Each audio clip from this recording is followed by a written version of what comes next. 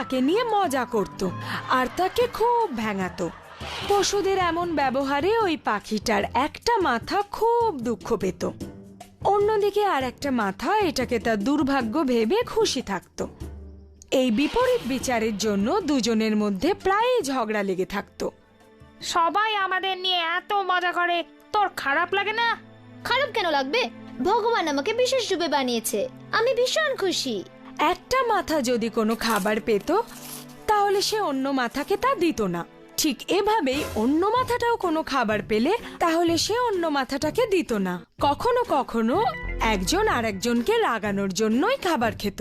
একদিন প্রথম মাথাটা খুব মিষ্টি একটা ফল পেল আর সে দ্বিতীয় মাথাটাকে দেখিয়ে দেখিয়ে সেই ফলটা খেতে শুরু করলো। বাহ, কি মিষ্টি ফল!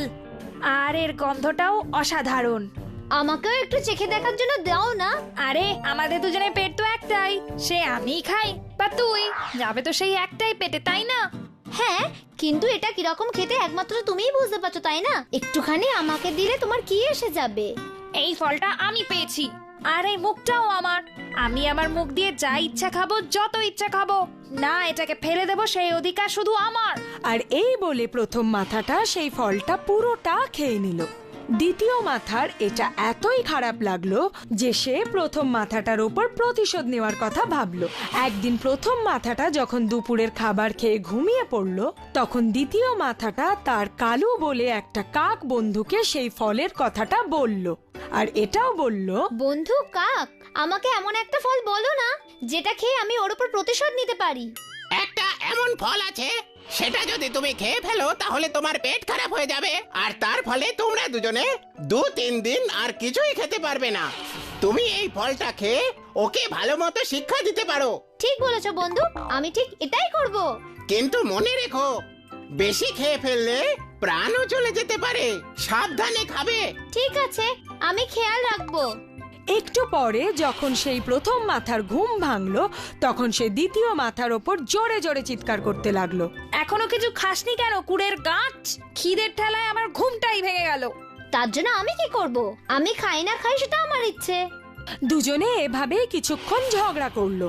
তারপর দ্বিতীয় মাথাটা প্রথম মাথার ওপর বদলা নেওয়ার কথা ভাবলো আর বলল, আমার বন্ধু কাক আমাকে একটা খুব সুন্দর খেতে ফলের কথা বলেছে, আমি তো এখন সেটাই খাবো।